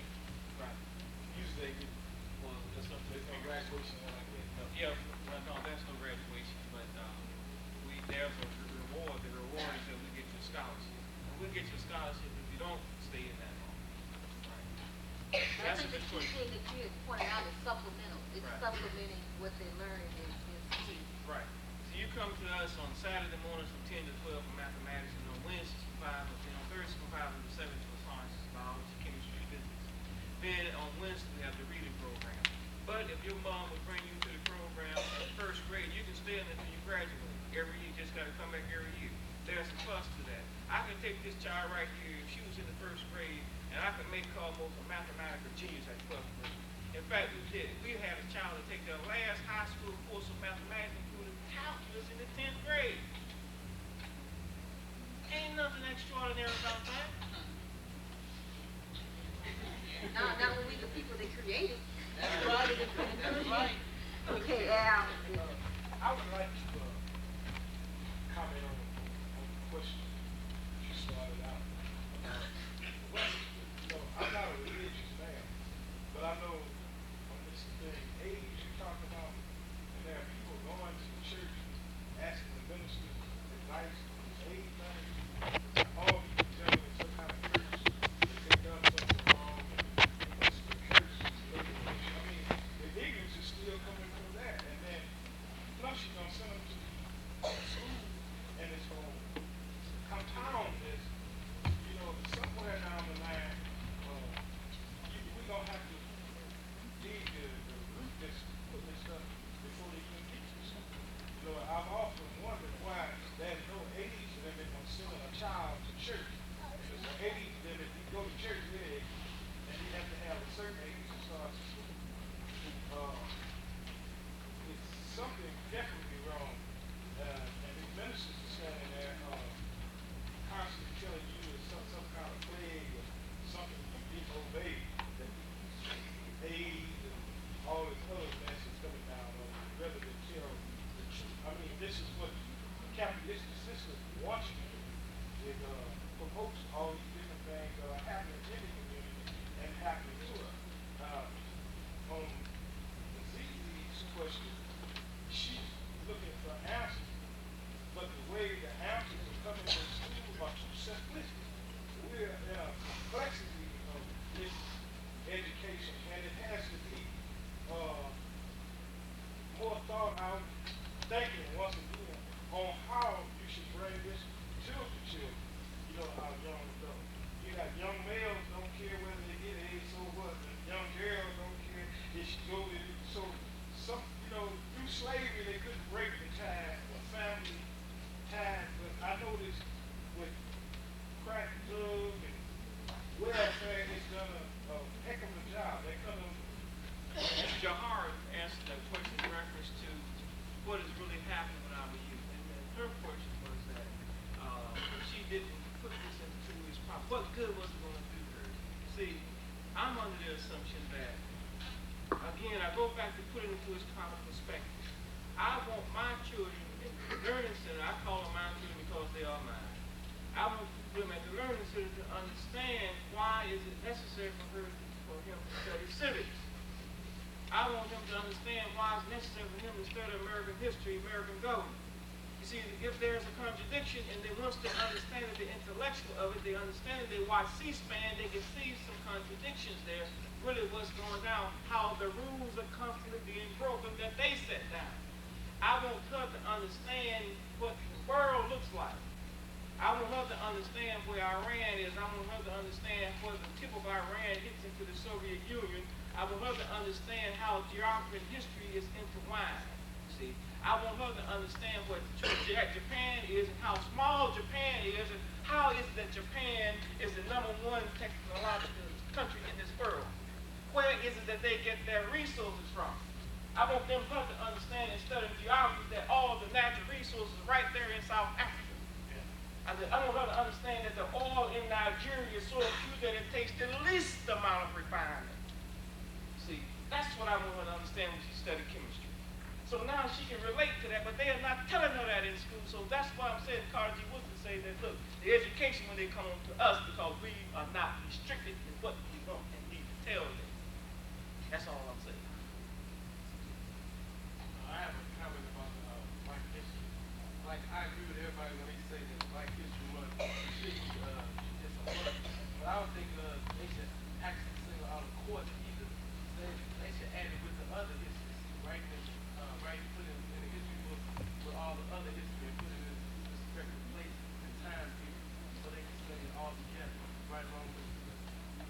they should. But listen what happened. Look what happened. They skillfully, and I don't want to jump on this, but look, they skillfully took Egypt out of Africa and placed it in the Middle East. So when you talk about Egypt, you wonder, where is Egypt? And then not only, look, they gave some descriptive pictures of the people that's supposed to be of ancient Egypt. Now, hey, look, ain't no racism got anything to do with this. This is a fact. This is not my opinion. It's facts. It's right there in the history book. Look it up for yourself. They made them look like her color, all right? This is an African-American sister, but what I'm saying is that they did not paint the pure picture. You all get the point. I'm not saying this just because you're kind of fair-skinned, okay? I'm saying they made it look like that they were other than what they really were. So consequently, when the children look at that, they say, well, where am I? You know, and they do not let you know where these places are. And that's me and Ajamu critiqued the social studies book. We looked at it, and they started off with Egypt. True enough, but they did not tell you that Egypt was part of Africa. In fact, they just lifted it out and put it over there in the Middle East. Just like you take this briefcase from here and put it over here. That's what they did. Does anybody know why there are no noses on the sphinxes? Napoleon shot them all. Napoleon shot them all. Think about that. No big black noses. Big lips.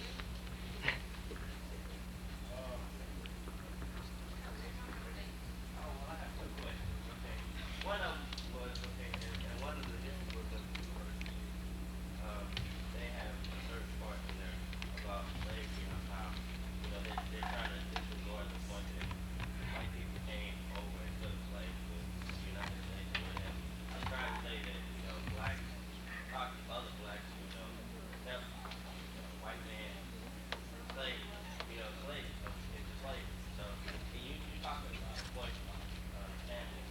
If that started over there, how can we change the church? And then, like, okay, you say that other communities, such as education and all that, they have a little country called the family. They were not really, turmoil such as in slavery, where you had to fight for your home. How can you really change a family, that such is a family or whatever? I would think that, and somebody can correct me, that those folks who assisted in the slave trade, I'm talking about Africans, that was a minority. The bulk of those, but I'm saying greed exists at any given time, at any given race. That's here. I'm talking about in Africa. I'm talking about that's here now. Exactly, but I'm saying it's personified now. I know, and it's big. It's awful, Right. And it's not a minority anymore. Sure. So how can you change it? You have to change it first by starting with yourself. Okay, I'm not talking about you personally, but I'm talking about each one of us has to start with ourselves. We have to have, first of all, a love for learning. Second of all, a love for life. If you don't have a love for either of those two things, you're in the way of progress. Okay. And I'm sure you can look around, Lance, and you can see people who don't have a love of learning nor a love of life.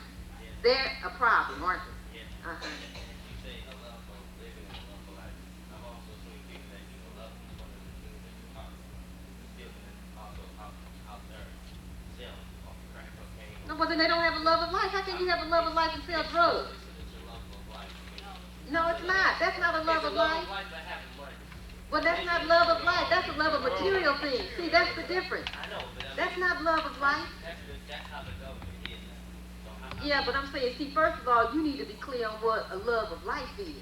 And that's different from material things. Somebody that likes to have a good life and live good, that's different from a love of life. Exactly.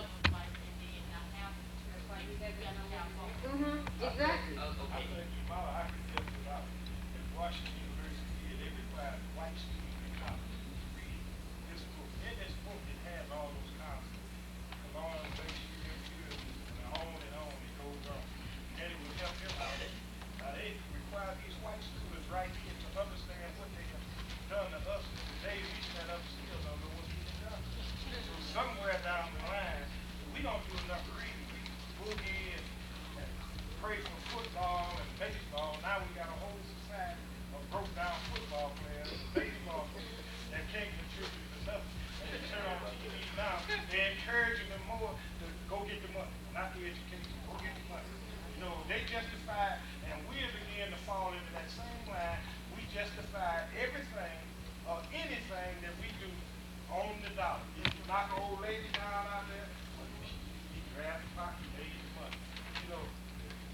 he's talking about is all he sees, he turn on that TV, is materialistic things. Right. And when he comes out on the corner, all the brothers are talking about that damn rope, that mess hanging here. And we dress up, we the most, do you realize we are the most stylish and best dressed slaves on earth? Us in America. And we dress up and ain't got nowhere to go. Sit on the car. We put on mix. And ain't got no place to go. Just stand on the car. But see, I think it's going to call for really redefining what love of life is. Because when I'm saying love of life, I mean when you love yourself, first of all, and you love your people. So that means anything that happens contrary to the benefit and welfare of them, you're going to do something about it. See, you can't love life and sell drugs. Because that drug is killing not only the people that you're selling to, but the far-reaching implications of what drugs do to our community in terms of economic, politically, socially, emotionally. It has far-reaching implications. So you can't tell me somebody has a love of life that's selling drugs. They are sick. And we need to help them as best we can. And I'm not saying that all drug dealers can't be helped. Some of them don't want to be helped. But still in all, we have to recognize that they're detrimental to our community. What are we going to do about it? And move on. That's the question I wanted to ask you. What About drugs? No, me helping the community. And I think I kind of got it. You let me know if it's kind of satisfied. Answers have been being said. All the solutions have been said and stated throughout this particular program today. You have to keep an objective mind for one. That finally, when you get frustrated with your friends, your partners, you know, your boys and stuff like that, you get frustrated with them because they're going in a different direction from you. It's like you have to work with you. Same ideas that you're trying, you know, don't not frustrate me more. But when like, you know, I'm with another adult and they just so stupid, you know, they just so like, can't get through this, you know. It's almost like hopeless. You get so frustrated, it's almost like you just want to give in. See? Yeah, you can give up. But see, the thing is, just rechannel that energy. You know, keep that information, pass it on to you. And just like we were saying, because the sister said it, you said it, it's just been said. You start dealing with it like at home, or like in preschool days. You start putting ideas in your brothers and sisters. You see them on the street. Or acting as a pimp or a drug pusher or something, you know, see what I'm saying? And challenge your partners and your friends that, you know, like, if they can't hang with you, what you're doing, then, you know, like, you know, because finally, a lot of times things come back around, you know what I'm saying? All you need to have done is stand and burn. So the thing is, it's good that you keep asking that question because it shows that you have a lot energy for the struggle, you know. So to understand the struggle, you know, it continues. It's ongoing, you know.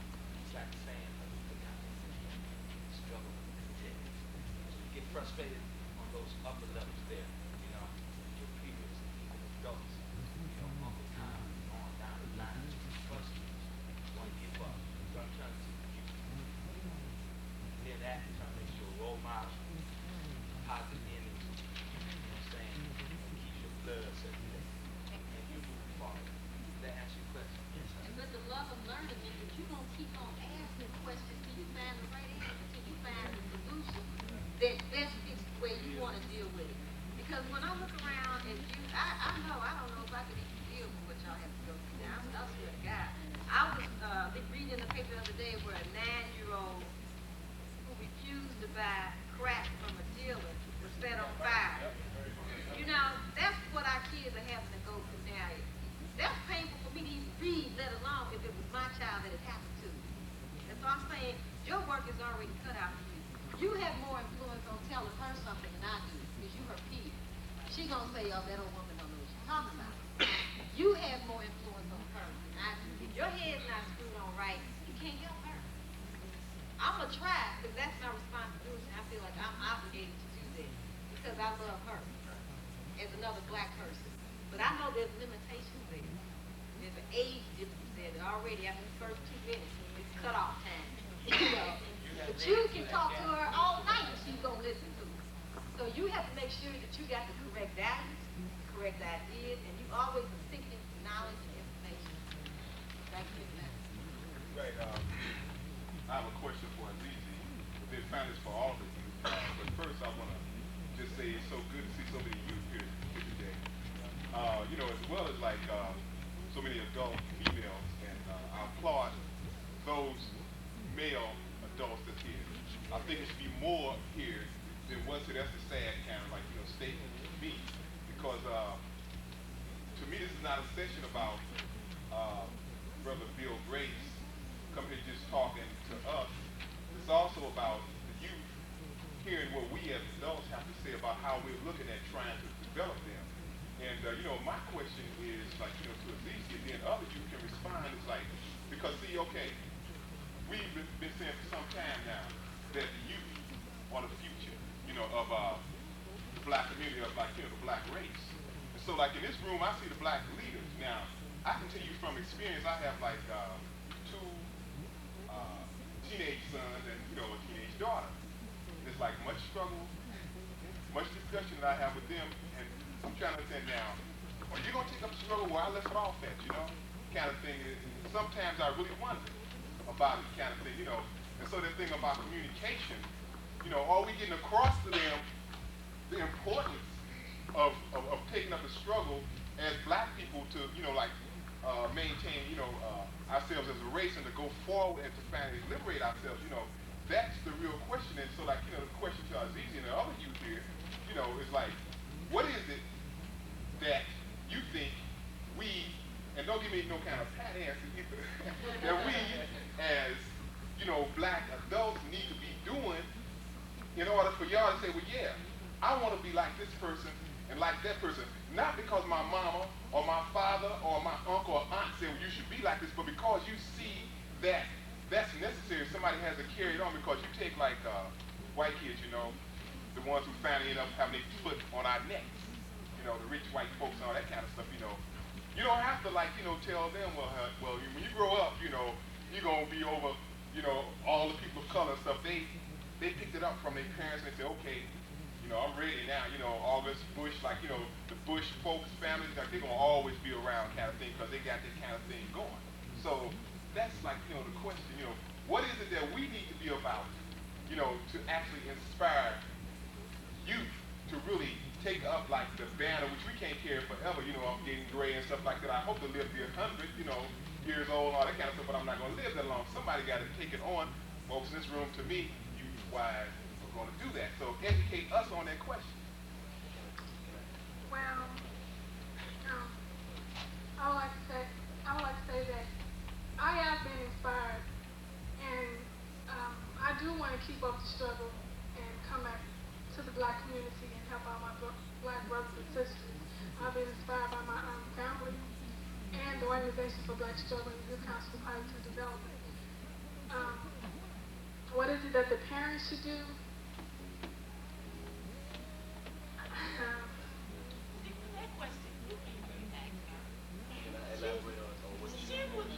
You know what, she was totally different from. Well, I was totally different. I was brought up in a family where I was already brought up to know, to keep up the struggle, and to love my brothers and sisters and everything like that. So can someone else answer that question? No. Let me say this before you answer. You know, and I don't buy this, see, because like on the one hand, like I was saying, see, society bombards everybody, our kids, you know, regardless of like, you know, if we want them to be like a Malcolm X or a Shana Shakur, they still get bombarded every day. And they also have their own mind about what they think we should be doing. They had that, you know, and so my thing is like, you know, speak your mind, you know, speak your mind. And she has a mind, you know, otherwise what it says is that she's been programmed. She's not really being what she want to be, you know. No, that's not what I'm saying. What I'm saying is she is not the right child to ask that question because she has been taught you know, first one or whatever, she's taught very different things that some of these ignorant children out there have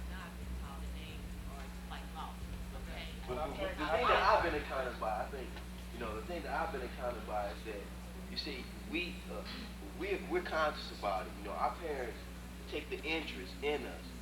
What our parents should do is try to make other parents interested in the things that you are interested in and that we are interested in. I don't know who told parents that as your child grow up, you don't put more interest into them. When we get among our peers and things like that, like today my grandfather was giving me advice about females. He puts interest inside me. When there's something that goes on my campus that involves me or the students on my campus, my grandmother does not keep it inside the family, nor does my grandfather. They take it and expand it to the rest of the community. I think that the parents' position in helping us become positive leaders or continuing the struggle, the only way that you're going to get that accomplished for the masses of the people is that the rest of the parents, just like through color and everything else, unify and negotiate and talk and become interested in the struggle. Because it's a lot of kids that I know that go home every day, feel like they are the great American or the all-American, and their skin are black. They feel like this system is there for them. This is the greatest thing that ever happened to us. Some people in my classroom call me crazy. I'm stereotyped as militant, Gerald X, and Minister Farrakhan. Because I go in the classroom and I just don't let anybody say anything to me, but I ask questions. I want to answer. Or maybe I can teach the teacher something. Make the teacher scratch his head. And the thing that the youth can do is that what my man right here was trying to go through, what he was trying to say, what the youth can do is what I did. When those kids, those exact same kids who told me or called me X, Farrakhan, and all these different type of things, I took them and I said, read this about Malcolm X. Come on, come join me and go see Minister Farrakhan. Come check me out and do this. Go to the library with me. Go to this with me. Go to that with me. And now it's starting to change around. That's the thing that we have to do. Educate each other. Nobody else is going to do it but us. I'd like to say, I'm glad for the enlightenment. And when you, another 20 years, when you've been carrying that banner of militant bodyguard as long as I have, then you'll know what is happening. It's the same thing all over again. You know what I'm saying? We started out, working when my kids were little kids. I mean, in African Free School, we developed African Free School to work with the community. We've done that for like over 20 years now. You know what I'm saying? So that is our call and our challenge to other parents, even before we got parents when we was in the student movement, you know what I'm saying, in the late 60s, the early 70s, you know what I'm saying? So, I mean, it's an ongoing thing, but see, it goes back to what Bill Gray said earlier. We constantly say that there should be more people understanding where we're coming from, where we talk about ourselves, and that's true. But the problem, again, goes back to who controls the education system, who controls the mass media. The brother was talking about culture. Most folks that I have seen that say they quote unquote in the struggle, and a lot of these people I've known for many, many, many years, they belittle the emphasis and the importance of culture. What are your kids listening to? What are they watching? They think it's just enough for them to go to meetings on Saturday or Sunday and then turn around and put their kid in front of a television for 18 of the 24 hours a day where they're being indoctrinated by who? You know what I'm saying? They're being taught racism, you know what I'm saying? Sexism, you know what I'm saying? National chauvinism, because most of our kids don't know nothing about what's happening in Africa, Jamaica, Haiti, and none of the parts of the third world. The stark realization came when last night we were looking at a thing on television about a video from the little brother, the MC Hammer, that's got the Save the Children video, where he got all these stark contrasts of these third world kids, and when they show kids in the United States, black kids in the United States as opposed to what's happening to black kids in Haiti and Ethiopia, it's enough to make you want to cry. This is the only place you can stand in the welfare line or unemployment line with a pair of $50 or $100 tennis on and a leather jacket. See, the rest of them people ain't got nothing and ain't got nothing coming, because we actually benefit from the robbing and the exploitation of our brothers and sisters in the third world. Because That's what Malcolm meant when he said the chickens come home to roost. You know what I'm saying? You know, when them brothers is making $5 a week in Haiti, you know what I'm saying, that allows you to wear them Nikes and them troops and them leather jackets that y'all got. You know what I'm saying? But in return, you know nothing about these people's suffering. You know what I'm saying? And these are your people in the third world diaspora. What does it have to do with culture? It has to do with culture in the sense that we are now getting ready to enter a new, you know, decade, millennium, et cetera, et cetera, et cetera. You know what I'm saying? We have to be prepared to survive. You know what I'm saying? Who will survive America? Those people that are conscious and are able to fight the battle. Okay? I was looking at television and I saw Maury Povich on Joan London's show one morning with the coasters. The coasters. He put on his jacket and went out there and started stepping. He said he always wanted to be a part of this group. You know what I'm saying? You know, Maury Povich, right? But where are these people? Where are the coasters? They're the same place where Bobby Brown will be in the next 20 years. You know what I'm saying? In the dust. Why? Because we get money and we do not use our money to serve the interests of our community, to even be influential. Look at the Jacksons. They got plenty money. But they all too warped and crazy to even help the community. They don't even know what to do with it. They buying the Beatles collection and little 8 monkeys and stuff. Ain't got nothing to do with Elephant Man remains. Ain't got nothing to do with our kids suffering in the ghettos of America, let alone to talk about Africa and the rest of the diaspora. You know what I'm saying? But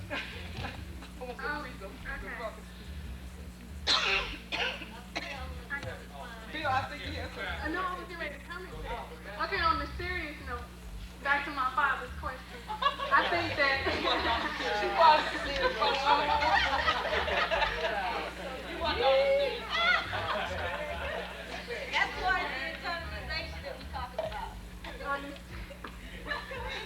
On a serious note, I think that the adults that I come in contact with, they're doing all that they can really do to make sure that we keep up the struggle. And I think it's up to the youth to become a part of, such groups as the Youth Council for Positive Development and be able to keep up the struggle.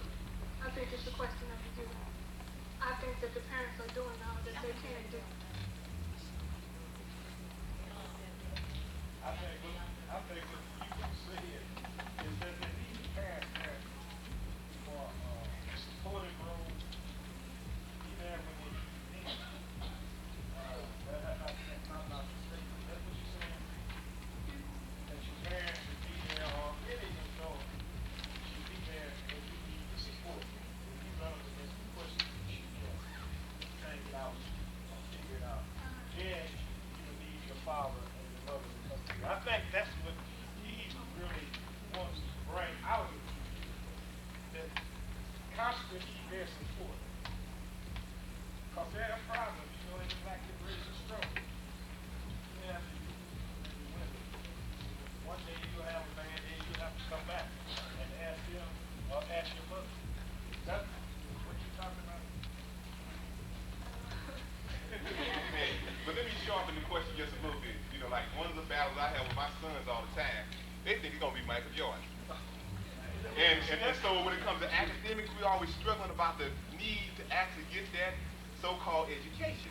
Now, the bottom line of it all is, at the end of it all, they're not going to be making it to college, etc., because you know how many folks fighting at one basketball to get to college, And so when you talk about like being a leader, first of all, they're going to be disillusioned, going to end up at McDonald's, and then they're going to be saying like the average black person, oh man, I ain't got no time for that struggle thing because I'm struggling to make ends meet with their little McDonald's gig. So the question is like, what is it that we are not doing that makes this thing look so unattractive finally? I mean, it really does. So unattractive that, that they don't really quite see the seriousness of it, why they need to be involved.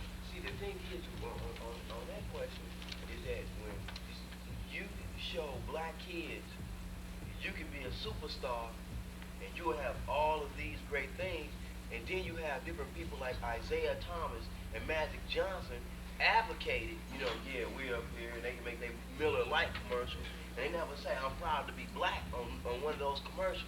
When you have 400,000 black kids all the way across the country playing high school basketball, only 4,000 of them go on to college and play ball.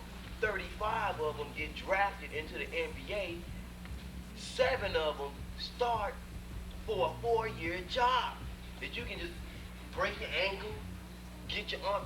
We got to get the priorities straight, not the entertainment, but the education. And the best thing that parents can do with us is just like how we do at our house. Sit down with a book and discuss the book. Sit down and talk. That's the best way to solve the problem. Best way to solve the problem.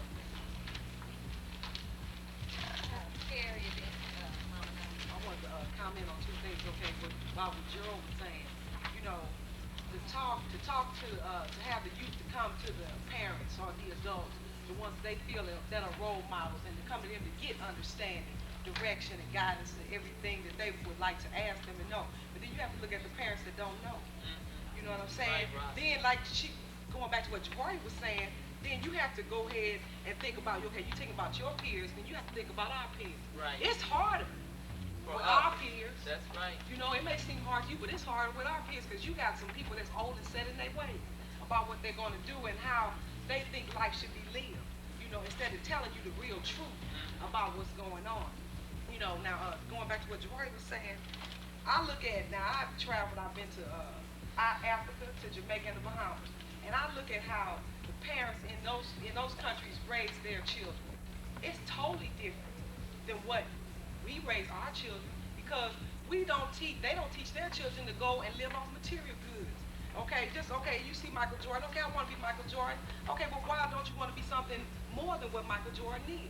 Why don't you want to be something? Because I was looking at Geraldo, and they was talking about the athletes that don't even have a second grade reading education, that's out there playing ball, that's out there making their money for them, but not for themselves, not for the development of themselves, their self-development. You know, and I just want to let y'all know the things that they're teaching you in school, it's good for you to challenge the teachers, to ask them questions, to go ahead and make them scratch their head like you said. But at the same time, listen to what they're teaching. And then you will learn how to weed out the truth and weed out what's not real. Because I was like thinking about in science and chemistry, I flunked that totally. Because why? Because they were teaching me what they wanted me to teach me. Now, if they were talking about Africa and then had all the them back, I think I would have been more interested in what they were saying. But you challenge them and you question them and you make them think about what they're saying to you. And at the same time, listen, you know,